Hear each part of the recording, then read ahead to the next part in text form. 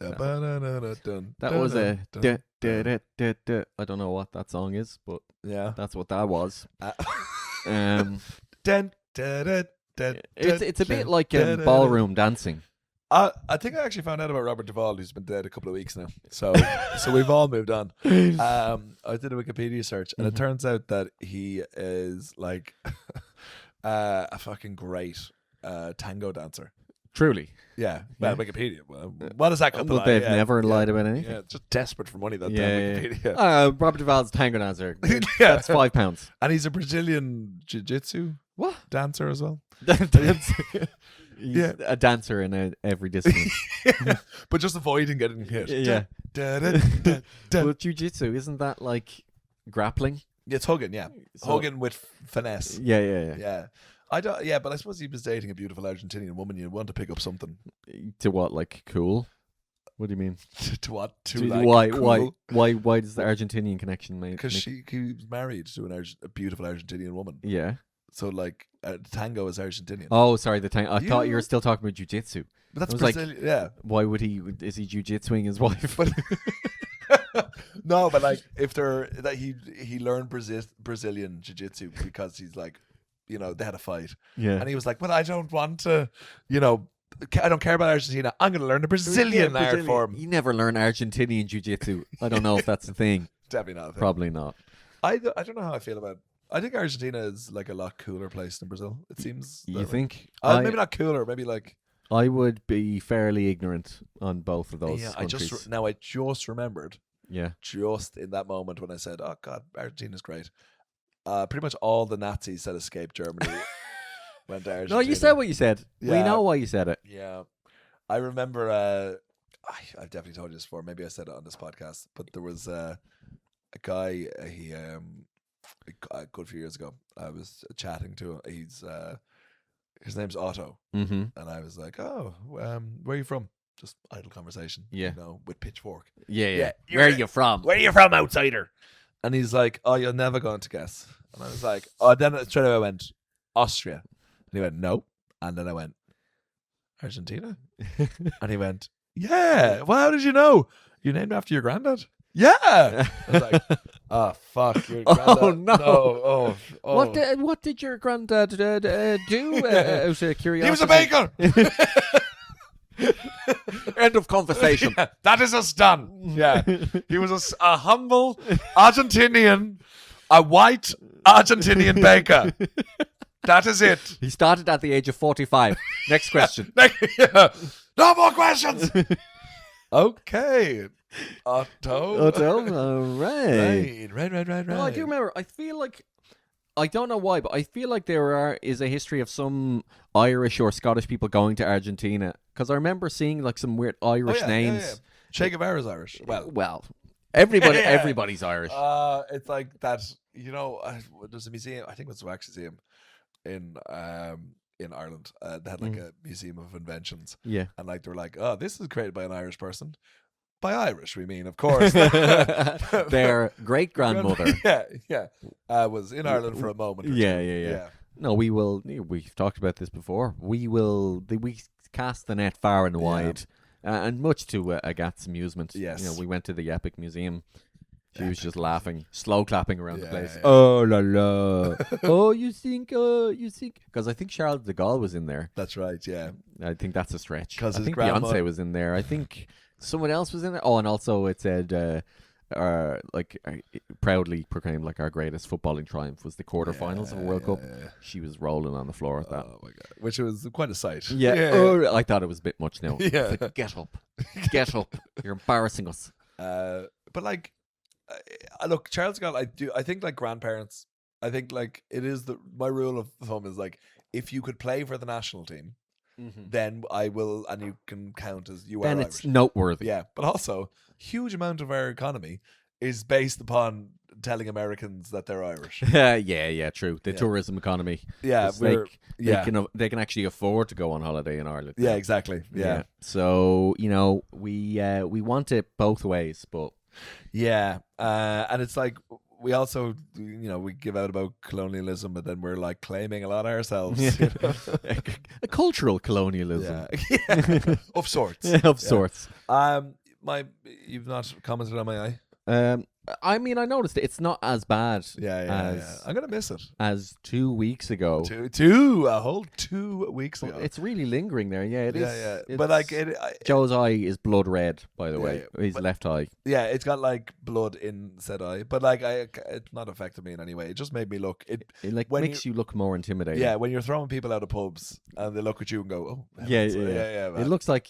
Well, I think we've already said this, but you look like you have the rage virus from 28 days later. Yeah. Not 28 years. That too, sure. Why not? No, but no, I thought you were being specific in that, like, just recently. Just got it. Yeah. Didn't you play that priest in 28 Days Later who Cillian Murphy finds in the church? That's you just going. But they street cast you. Danny Boyle was like, "Look at that freak! Who's that? In here. Get in that church, you freak! Put on this rock and just flail about." You didn't have to say freak so many times. Freak, I'm trying to get his attention. The assistant in the AD is like, freak. Freak. Right. We need the freak on set ASAP. Freak, do your thing, freak. My cousin has his mate is only known by his nickname Freak. Like, and they're in there. He's Jamie's. That's a genuine nickname. Yeah, is in his mid-40s. In a tie, he's like, "Oh, that's Freak." One of my groomsmen, it was Freak. What is the logic behind being called Freak? I've no idea. I think he's just been like that since they were like 13 or something like that.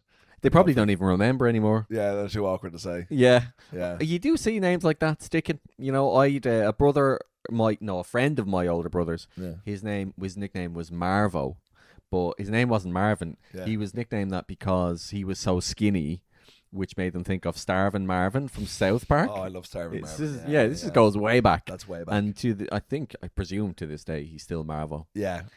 I saw one, I think it was Miguel Delaney tweeted or someone like that. Just like, there's a guy named Fitz Hall. Yeah. And his nickname is One Size. That's beautiful. That's so good. Didn't he used to play for Southampton or something? I'm almost sure. No, there is a guy. Is that a different Fitz Hall? I don't think his name is. I don't think his name is Fitz Hall. I thought the same thing. There's a footballer, something Hall, or no, I thought his name was Fitz. First name Hall. Second name. One Size. The third. Yeah. I love the thing with nicknames. I really like, especially in our like. So, the tweet that started it all was there was a guy called Spider. Oh yeah, because he bought 4 pairs of jeans in one go.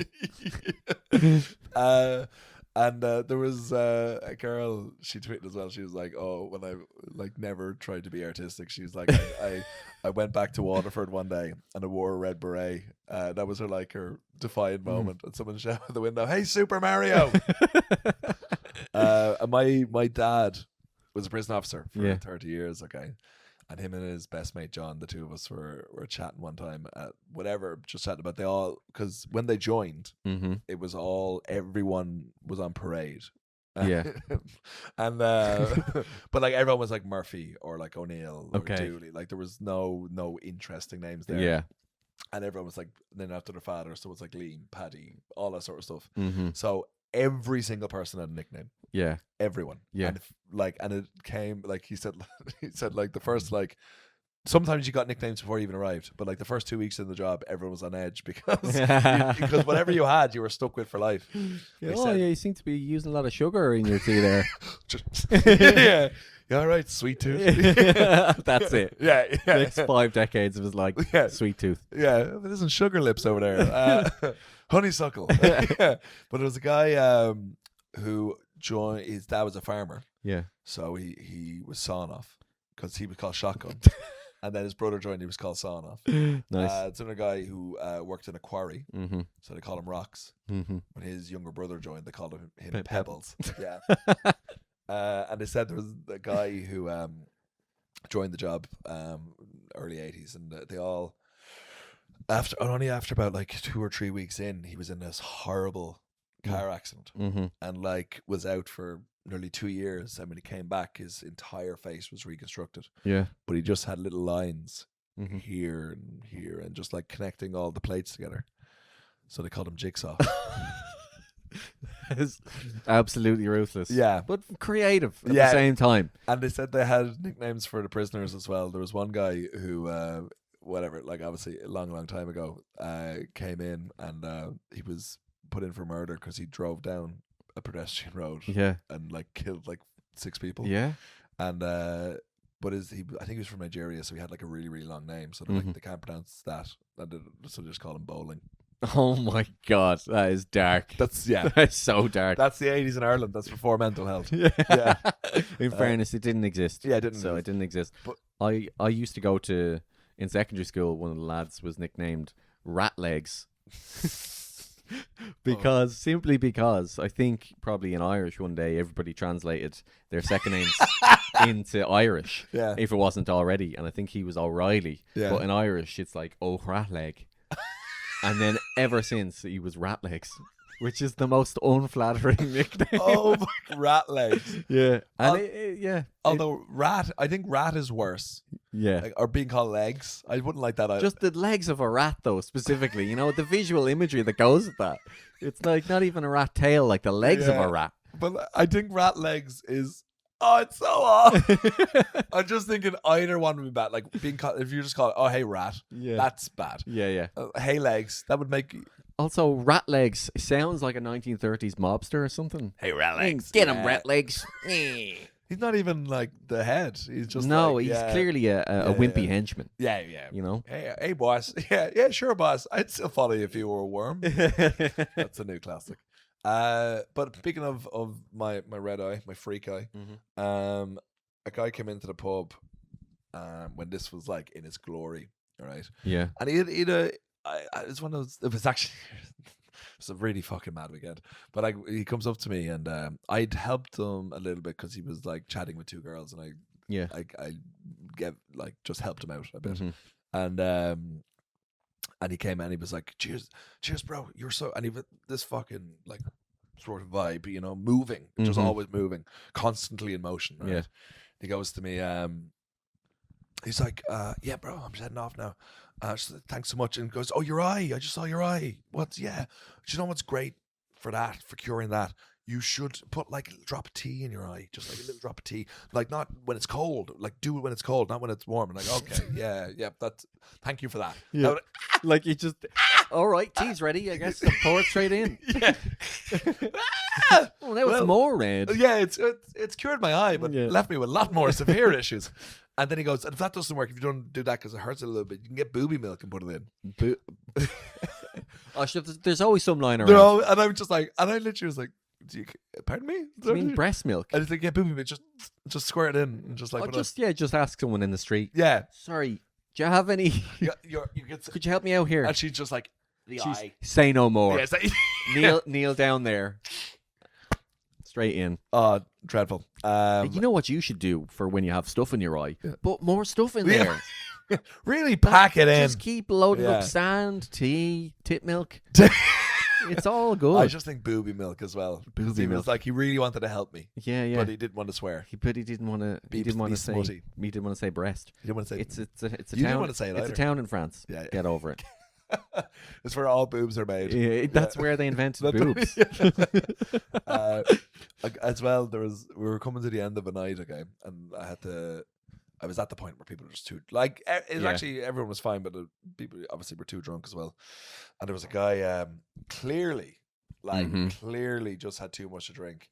Now he wasn't a problem or anything like that, but I was like, it was like 10 minutes after whatever. I was just like, I can't serve him anymore. And his mate turns to me and it's like, sorry, can I ask why you're not serving my friend? I was like, oh no, I just think he's had too much. I was like, well, what makes you say that? And I was like, well, you know, my eyes, look at him. It's like, actually, he's not great socially, so that's why he'd look like that. And I was like, what do you mean? And he's like, well, he's autistic. And I was like, oh, man, fuck off. I was like, who isn't? And I don't mean that in that like. That's how much he drank that night. What kind of beer is this? Yeah. Autism juice. Oh God. Yeah. No wonder you stopped serving him. Yeah. And I was like, I was like, oh, it's just the way he is. And I'm like, man, he's clear, like glassy eye, and he's like kind of like swaying, yeah, staring in two different postcodes. And I was like, what's your reason? I was like, well, honestly, like, it's not a case of like, look at him, I just think he's had too much drink. And he's like, oh, but so it's down to his demeanor, is it? Is that the problem? It was like, I thought like you'd look at someone and go, oh, the way they're holding themselves. And I'm like, man, like, you don't have to just one reason, the blanket reason is like, oh, he's going to fight someone, he needs to be thrown out. It's like, also, he is fucked. If he has another drink, he could get sick. He could fall into someone. He could fall over himself. Yeah. You know, all these multiple reasons. And he was like, oh, but he's autistic. And I was like, man, like, 5 years ago, you might catch someone out with that. But here, just fuck entirely off. Yeah. I mean, it's a tough spot to be in, like when somebody's too drunk, but like it's part of the job, unfortunately. But you're like, I picture you like the Terminator, you know, when he's got the like, that's actually, and he's constantly assessing. Yeah. Except you're assessing how drunk people are. Yeah. Like 70% autistic. It's all part of being a barman. It is all part of it, and like the thing as well, there's people who like. Doing drugs is what really annoys me. Like, it's so cool, obviously. Yeah, like, but, it is badass. Yeah, but like it is like, and you're like, man, you're fire right now. But it's what are we doing in the cubicle, lads? It must be very cool. Like, but there's a guy who did. It was like a post Arsenal Everton. So that's what, if you want an exact date on that, I remember.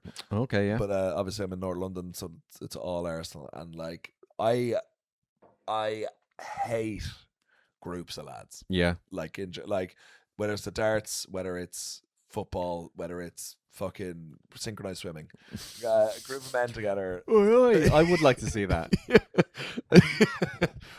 I don't know. I was trying to think of any swimming related chant. Swing or swim. I'm just making up a song. Yeah, fucking dive. They don't even dive. No, they don't. They just sort of dance underwater. They dance to music underwater. Yeah. What's a football chant? The only one that comes. You only sink when you're winning. You only sink when you're winning. You only. The only way to winning is sinking, though. But like as well. There's a way I know how to get rid of. I see Chelsea fans are like, especially up there, like, it would be an issue. And what I do is when I think there is some in, do you know the Liquidator? Yeah, that Chelsea song. Yeah, I put that on. Yeah, and they, without fail, they'll sing.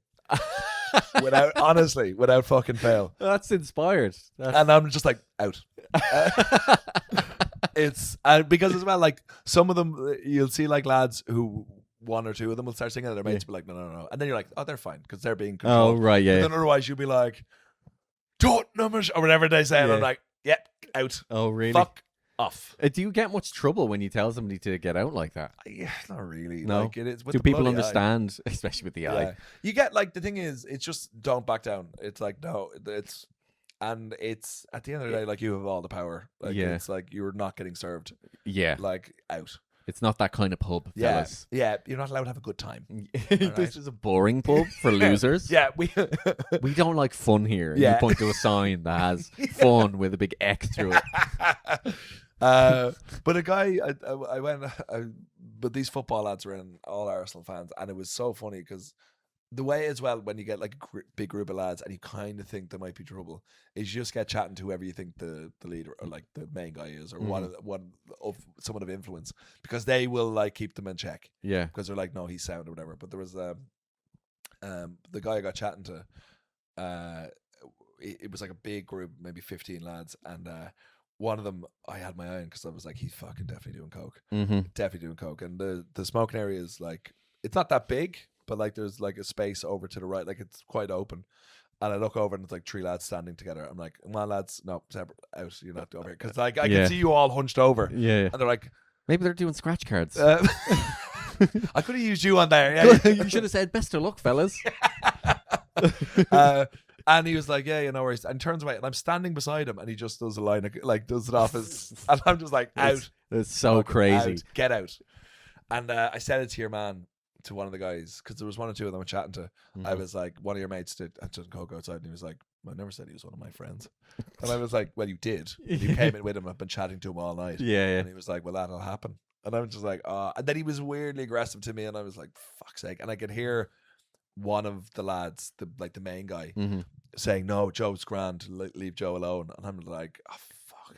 You don't need this shit." Like, and he kept staring at me, and it was like 1 o'clock in the morning kind of time, and I like whatever. Like you just don't take any heed because all they want. Yeah, they want you to say, "Have we got a problem here?" Yeah, yeah. Can we hug? Yeah. No, they just want to feel like they have any sort of power over you. But I went up to the guy and I was like, "Oh, did you have a good night with your mates and stuff?" And he goes, "Yeah, they're 2 different friend groups. One's from Camden." Who's like my new friend group, and this guy's like nearly 40. Okay, like you don't make new friends when you're 40.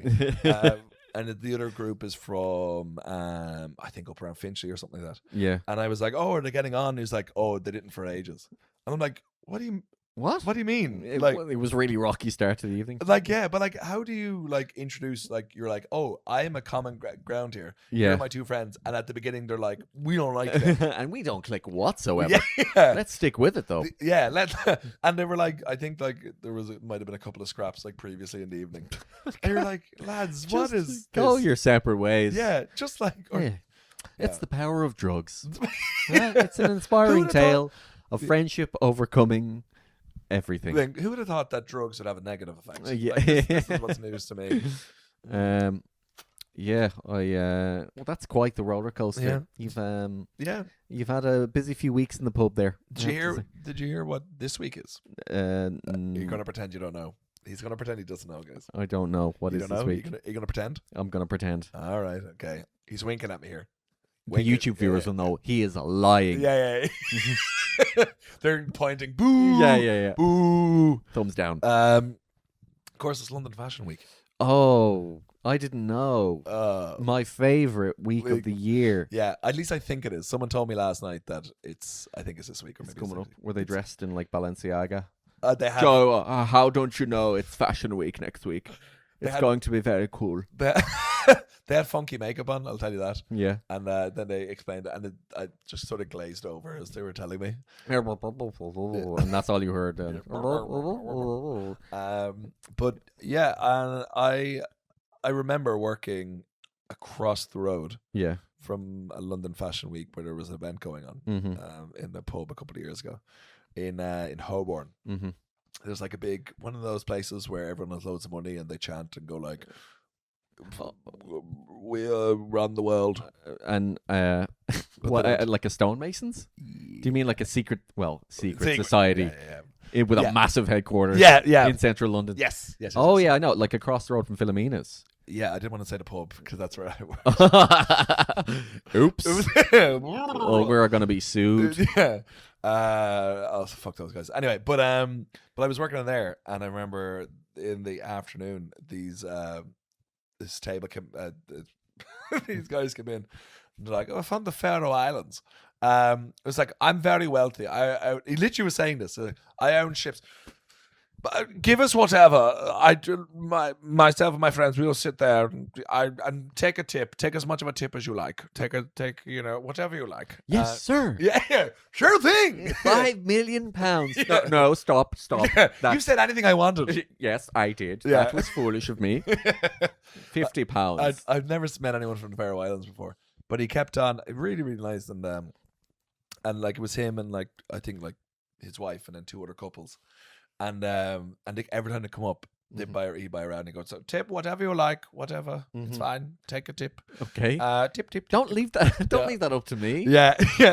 That's too much. Yeah. You know. No, but I would have. Then I was full of morals, and I was like, "Oh, I'll take." And I put everything into the group. The group. Yeah. But I was like 50 quid or whatever. Like I think I made. Of maybe £300. Okay, not me personally, but the group, right? Because I was like, I was rounding up to the nearest 100 or whatever. Yeah. But then all of the fashion show people came in. Okay. Yeah. And they all walk in a straight line to the end and then turn around. Yeah. And everyone's just looking on. Yeah. What another pan-European accent? I just want all German in this story. Yeah. I'm from the Faroe Islands, famously German place. Famously for the Faroes. But there was one guy who looked moderately normal. He had like leather jacket, goth maybe, purple hair. Oh, jeez, I know. Bloody extrovert. Yeah. And just looked fashionable, right? And the person that he was with, okay, this guy was chatting to and was like 6'7". Yeah. Very skinny. Was wearing a long flowing like summer dress Okay. with leather boots on. Mm-hmm. Okay. This is before I think them was or maybe on the I don't know. Okay, I don't know. But then they had tattooed black eyes. Oh, what? Yeah. Oh my god, I've never seen that. They looked like an NCAD banshee. And I was like, "What's your name?" And like, "Willow." And he was like, "These are my new friends." Yeah. One was speaking to give them whatever they want. Okay. Give them whatever they want. And I was like, "What do you guys want?" And they were like, "Oh, I don't know. What should we get? I don't know. What will we get?" And we don't go too expensive. And I was like, "Honestly, guys, it's fine. Get what you want." Yeah. And they went, "Oh, champagne." Oh. I was like, "We don't have fucking champagne in an Irish pub." That is funny. You were like, have whatever you want. Yeah. Champagne? No, we can't have We that. can't have fucking champagne. Who do you think you are? Yeah. Well, yeah, it's a fairly like regular pub, like. Yeah. But you wouldn't have a bottle of champagne knocking around just in case of a special occasion. I think like it probably has been there so long. And it's yeah. Here we go. It probably predates value. It's worth £1 million. Yeah. Yeah. But yeah, and then I remember fucking up on the table as well because I came out. I think I was like trying so hard to impress. Yeah. Even though. Did you did a quick outfit change? Yeah. And then you would chewing some gum, walking over. Yeah, how you guys doing? Everyone very cool. Actually, it was quite the opposite. I was trying to impress the Faroe Islands people by like hastily bringing over the drink and shaking, and I spilled all the drinks and everything. Here you go. So it was like, but you know Harry Enfield when they do question time? Oh yeah. Sorry. It's Brian Farnett from Barnett. Yeah. I always think that. And he just can't get the words out. He's dripping sweat. Oh yeah, I always remember I was it was in a pub near Brixton. It might have been Hootenanny or one of those. Or what's the one, something social, F for a social. Yeah. I think it was that. And just because I couldn't believe this was a real person, but it's a very brief thing. But I was at the bar and it was fairly busy, and I was at the front about to be served, and then this, I'm guessing German, well, he had a German-esque accent, came in with like two women, and it was like, it looked like they'd just done a bump or something. I don't know. Their energy was unusual. Their energy was Berlin. Yeah. And I was waiting for a while, and then he was getting antsy, and then he just says, "Hurry up, the girls are thirsty." I was like, they're going as fast as they can. The girls. You skip me, you're clearly far cooler. Yeah. The girls are getting thirsty. Yeah, he seemed like a character from a film. Basically. I would love to throw him through a window. I cannot stand But the girls were thirsty, Joe. The girls He had concern for others. Yeah. You know? Unlike me. No. I got my hair cut yesterday. Oh, you look so dapper. Thank you. Yeah. I went to somewhere nearby, and it was an expensive haircut, I'd say. It was like how much? 30. What? £33. Oh my god, you said more, and you didn't say. You should have said 33. I should have said £33. It was £33. It was the cursed number. Insane. Yeah, but that's normally now that the barbers where I go to. It's normally around that. Are you still going up to the one in Shoreditch where they hold your hand and give you a beer? See. I go for the hand holding. You're doing great, champ. No, I didn't this time, even though I've been going there a long time, just because it's kind of far away and I need somewhere a bit more local. And but you get locked into your routines. And you think, this guy does it how I like it. And the beer.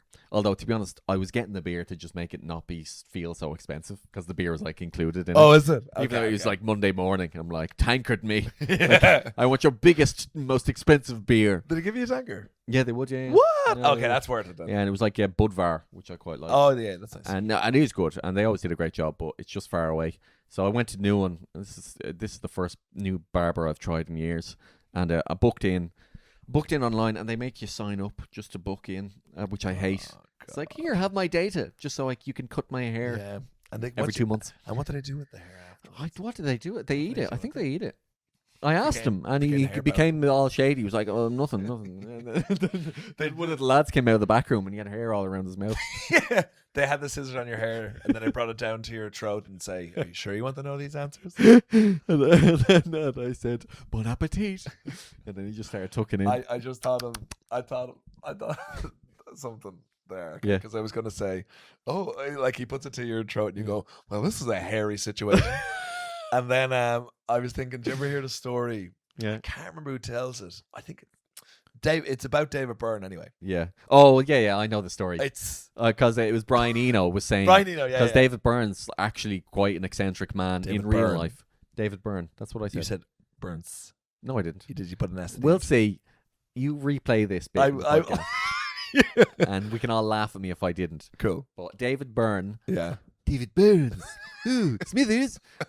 David Byrne is quite an eccentric musician, but also he's just like that in real life. And Brian Eno was talking about him in some interview, and he was saying, no, he really is just kind of wacky and weird. I was with David Byrne in Central Park years ago in New York, or somewhere in New York, and we got mugged by this group of burly guys. And literally, as they were dragging David Byrne into the bushes, he just says, "Uh-oh." Imagine. Uh-oh. That is... Oh, it's so funny. It's uh-oh, here we go. Another mugging for Davey. Were you doing him Quirky dancing? fella, I was trying to do it. And you may find yourself. I love David Byrne. I love Talking Heads. I came up with an idea. I think I said this to you before. Mm-hmm. Maybe I said it. See, real life and podcasts are just so intertwined. Yeah. That I do hope I do this at some point, but listeners, don't steal this. Or, if it's really good, steal it then. Okay. So I can have something to be annoyed about. Yeah. But I had this idea of doing like David Byrne, like opening an hour, like an hour show with a guy auditioning to be David Byrne. Okay. He's in like the full suit and he's dancing. Yeah. But then he trips. Okay. And then he hears voices going like, "You're never gonna make it. You've not got the stuff." And then someone just going, "I think David Byrne is also still alive." and then like breaking back and then going back into dancing. Yeah. And then like believing in yourself and then eventually becoming David Byrne. What is this? Is this a biopic or something? No. What are you describing now? I literally described it there a minute ago. But what is it? Opening. It's like me in the full suit. Yeah. The big suit. Yeah. Like doing some of the dance moves from like Psycho Killer or something like that. Yeah. And then but having like this inner monologue of people going like, actually it's the opposite. People are like, don't give up. Don't give up. You can do it. It's like Rocky. Right. Okay. Yeah, okay. yeah. Oh, right. It's a montage. Yeah. I guess so. And then practicing and then becoming David Byrne. Of David Byrne. No, me auditioning to be David Byrne. But why are you doing that? Is this a sketch? I'm so lost. I'm sorry. It's like it would be like the opening of a live show. Oh right. Okay. Yeah. Okay. Gotcha. Pretending auditioning to be David Byrne. To be David Byrne. All right, yeah, stop fair. laughing. This is serious. I just wanted sometimes I let things go. You say some stuff and I go, I actually don't know what he was meant there. Like what? I can't. It's all gone now. There's too much. But now my New Year's resolution is to challenge you every time you confuse me. For me and the listeners. Yeah, please challenge me. Challenge me. I need to be put in my place. But yeah, got the haircut, and as I was saying, yeah, you never let me finish a story. I do. Also, I have to say, like, your aesthetic is like Gardner with millionaire parents. I garden just as a hobby, you know. But you care about Mother Earth, but your dad really doesn't. Yeah. He's a tyrant. But no, I have. This is part of my campaign to add more color into my wardrobe. Okay. So I'm wearing a dark green jeans and a sweater I found on vintage.com. I thought you were going to say a sweater I found outside. And a sweater I found in the bin 2 doors down. 2 Door Cinema Club. Wow. Reference, I think. Just any excuse. You said 2 and I was like, I'm in. Oh, that's a thing that also exists. I've bought clothes as well online. I think I used something else. Temu? Temu, yeah, that's online, yeah. Are they trustworthy? No. Well, they're just super cheap. They're kind of a punchline, basically, as like mass-produced Chinese manufacturing clothes. All right, no. So fast fashion, you are destroying the planet, is what you just admitted to. I did it again. I keep destroying the earth. Yeah. I couldn't think of the one that is good. Is Vinted the good one then? Vinted's good, yeah, because that's all second-hand clothes. Yeah, that's actually what I was going for. Mm-hmm. But you got some eye goop there on your nose. It's gone now. Okay. Your eyes are falling out of your head. Because I'm still waiting for it to come. I'm still waiting for. What did you order? Like I did order one very colourful jacket. Oh yeah, and then like I think like 1 or 2 jumpers. It was like that thing where I went, wow, this is really cheap. And I looked up. I was like, is Temu bad? Like, are Temu evil? And people were like, no. Temu.com was like, we're great. Yeah. Why would you say that? Yeah, stop listening to your friends. I got like a mass marketing message from Temu who clearly just send these out to anybody above a certain level of followers. And it was like, hi, we're looking to engage in some brand sponsorship stuff with influencers. What's your rate? But like, it's clearly just, they sent us to literally everyone. And there was another, I think Kylie Brakeman, an American comedian, she'd gotten the same message. And she kept replying saying $1 million, like, and just waiting for a response. No response. Well, you were like, 1 invitation to Hot Wheels, please. A season ticket. Yeah. Oh, please. I want to get back there. Yeah. But like, anyway, this haircut. I know it's not that interesting, to be honest. But it was all right. But what I find with haircuts is they always go shorter than I would like, especially around the back and sides. I don't want to see the outline of my skull, more or less. That's my golden rule in any context. But there's always a bit where he's like, it's coming along like 10, 15 minutes in. And I'm like, okay, I think we did it. Yeah. And then he keeps cutting for another 20 minutes. You know, just finessing. Yeah. But finessing over the course of a long enough time where he's basically given me a second haircut on top of the existing acceptable haircut. Like, I bet you he's like, every time I cut Sean's hair, he cries halfway through. But that's how much he enjoys it. Yeah. This is like a divine experience for him. I go home. Also, sorry, can I just complain about this once more? One more thing that annoys me about barbers. There's too much vibing going on. He's like talking to the other barber, showing him stuff on his phone, showing me stuff on his phone. Delivery guy comes in, he's joking with him. Just cut my fucking hair. I to be honest, I never go to those barbers. I remember going to one in Nace that I think it was co-owned or part owned, or your man who owns it cut Conor McGregor's hair. That was the thing. No. This is when he was just when he was an exciting new athlete. Yeah, when people were like, he's a bit ballsy. But you know. But I remember, so it was not too far from my house, and I used to go there to get my hair cut. And then I went in one time, and it was that sort of vibe, like, hey bro. Yeah. And I went in, and I never went again because your man showed me. First of all, he was talking about like. Some guy that worked there, that these guys came in and there was a massive scrap in the barber like 2 days before I was there. But I didn't see that, so I was like, okay, whatever. But that's insane. Over some, I can't remember. It was something to do with the Kinahans or Conor McGregor. Or something. It was something to do with that anyway. Right. Something to do with the owner. And then one of the lads came up to me who I hadn't really spoken to and said, "Oh, look at this video." Showed me a video, and it was a guy, I think in India, getting run over by a truck. Oh my God! But the way he got run over was like by his hips. Yeah. So his head blew up. Oh my God. And like, he showed you that. Yeah. And I'm like, oh Jesus, that is like traumatic. That it was. And then he showed me photographs of a close up. So he was like, see, it's not fake. What is wrong with people? Yeah, but that's those barbers, man. I go to barbers now exclusively where no one talks to anyone. Yeah, seriously, just get in and get it done. Yeah. He's showing me stuff and like chatting away. It took like 45 minutes. I think like half an hour would have been plenty. Yeah. If he just got on with it. Yeah. But he wanted to hold your hand. But he wanted to hold my hand. Give you the tankard. Offer me beer and all. Yeah. And I said, no thanks, just a haircut. Please. And keep your fucking mouth shut. And also he mentioned like he was a French guy, and within the first 10 minutes he mentioned uncontrolled immigration in Paris. I was like, I didn't realize we were at the racism stage of our relationship. Like, why are you assuming?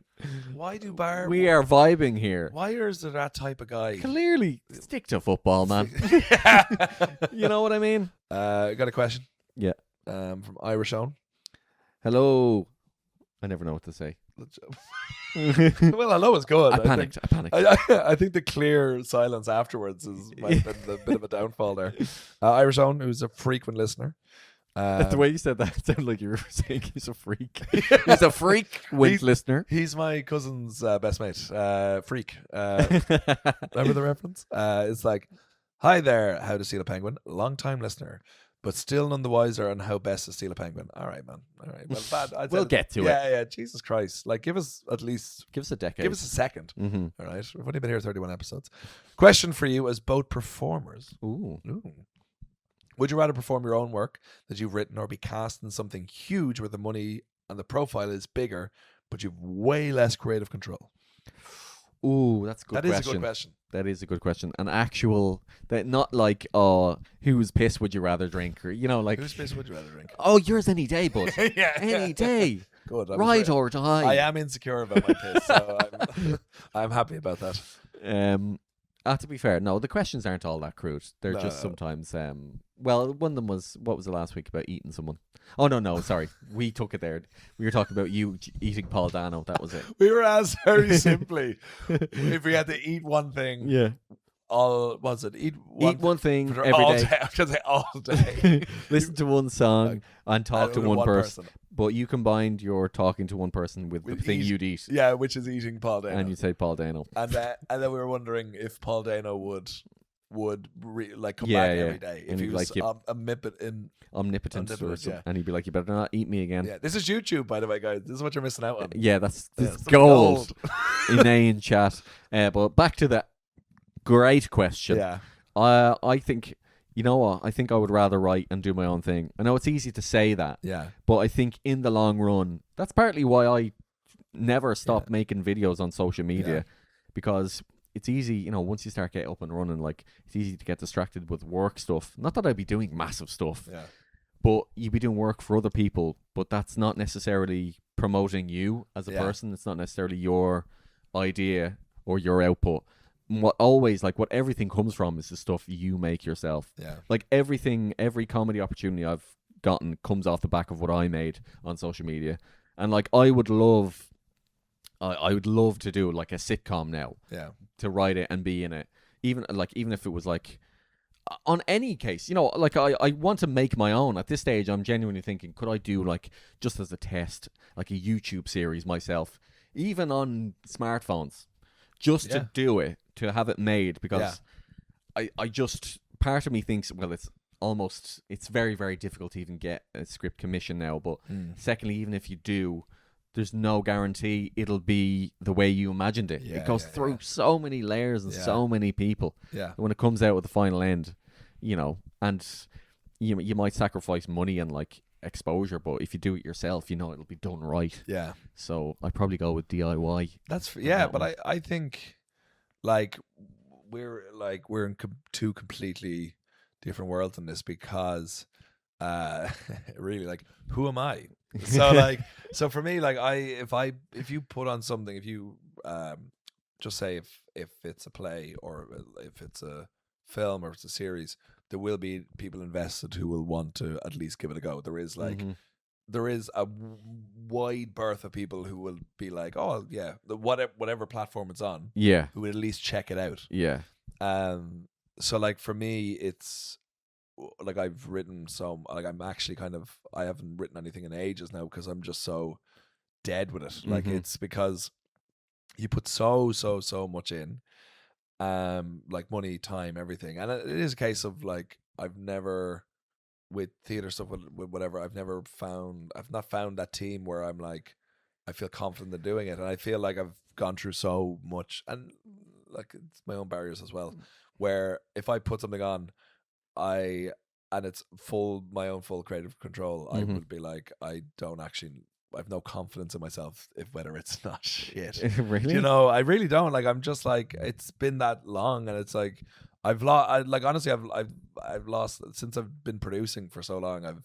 I've lost confidence, and I know it's there. I know it's still there, but I just need to reacquaint it with it, with like properly performing and properly doing stuff, and then maybe a year or two down the line, who knows? Yeah. But where I am, like being part of a big project, like, but like then I worry about like, would the project align with, like, it doesn't have to be perfectly in sync, but like. How does it represent me, like both like as a performer and politically and everything, like everything that you should ask yourself if you're getting involved with stuff. But like imagine say you were offered a role in the big Netflix series. Yeah. Like that comes back, a recurring character. Yeah. Yeah, I mean you'd take that. Snap that up, yeah, absolutely. Because like that's on the other hand, yeah, that could be, especially if it's a hit, that could change everything yeah, overnight. absolutely. But we know people who are on TV shows who would be in shows that I'm envious of that wouldn't be massive shows. Yeah. They would do way more acting work than me or you, and but like they would look at me, for example, and such freedom, and envy the independence of what I do.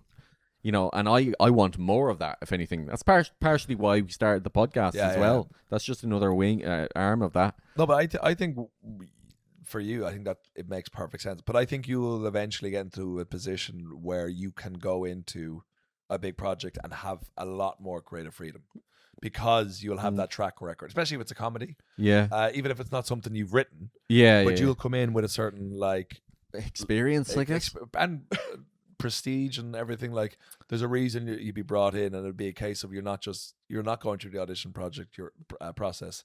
You're asked to do it. Now I think that would be like 1 or 2 commissioned work from someone else before that happens, like where you have got a recurring character with something, not even if it's something massive, but like it's just something where people can see all the strings to your bow, and then eventually you would come into like a big project and you be able to like question and be useful basically because you have the experience. That's one thing you don't realize is you just have to do it all a lot, so when you actually get to it, like a job that's a really good opportunity, you don't bottle it. You're not there thinking, oh god, I hope I don't waste my shot.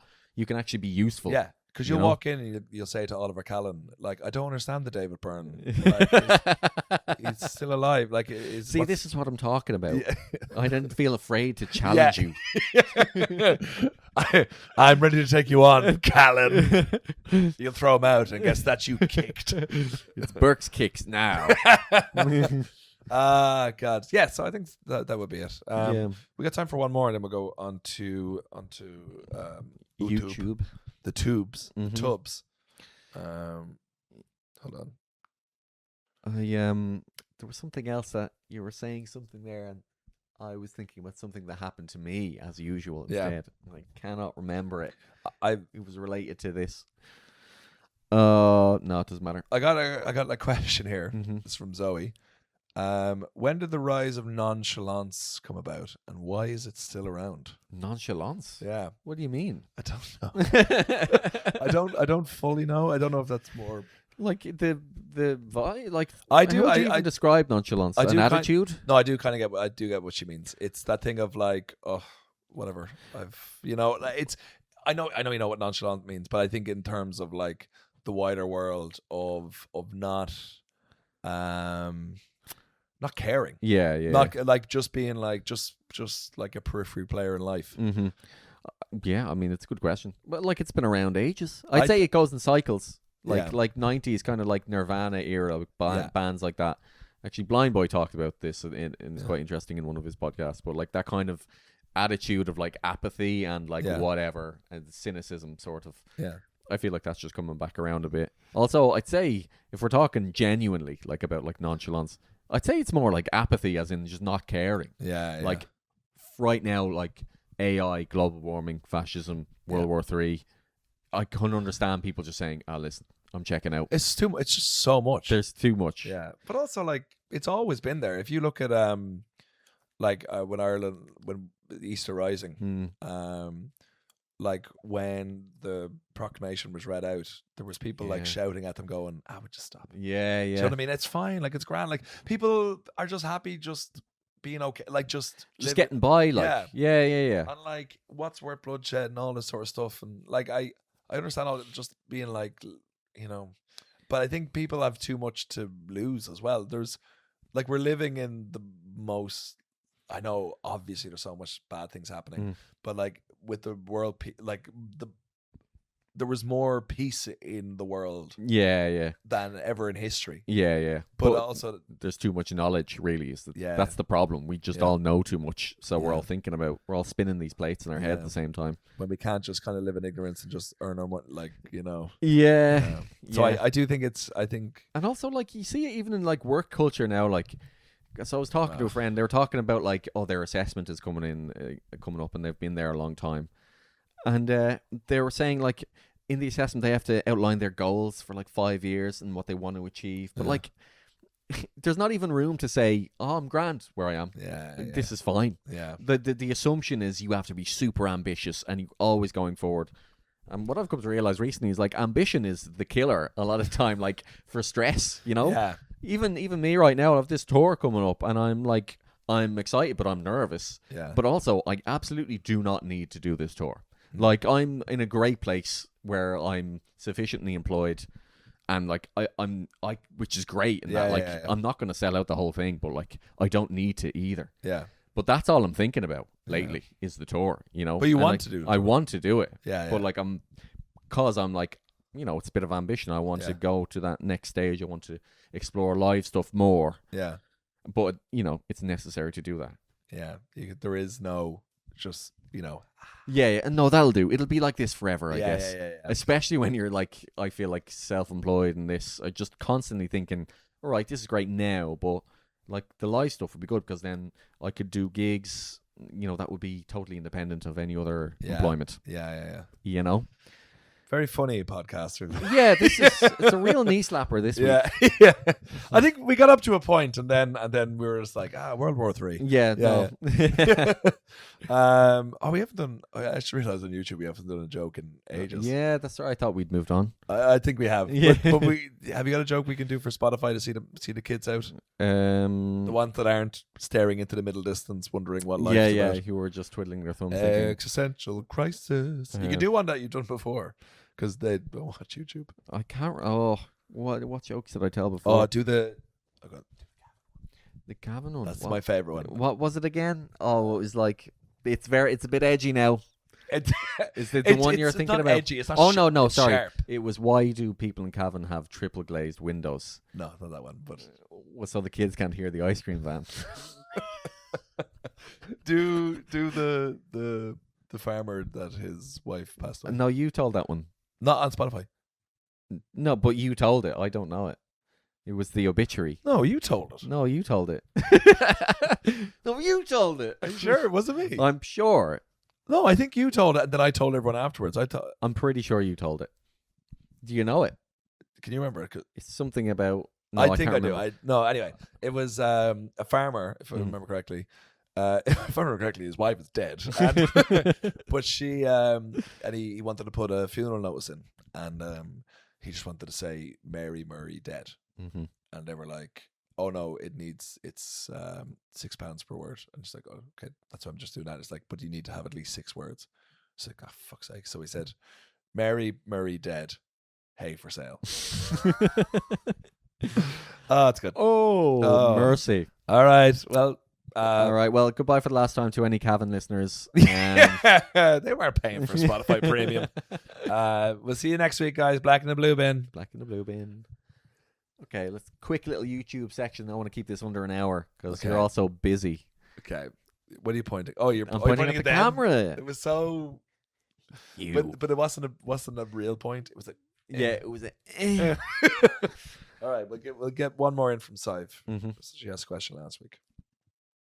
Sive has a question from last week, and this is it. Once I find the message, rapid. Why am I not finding it? There it is. What would you want your eulogy to say? Sean Burke dead, hay for sale.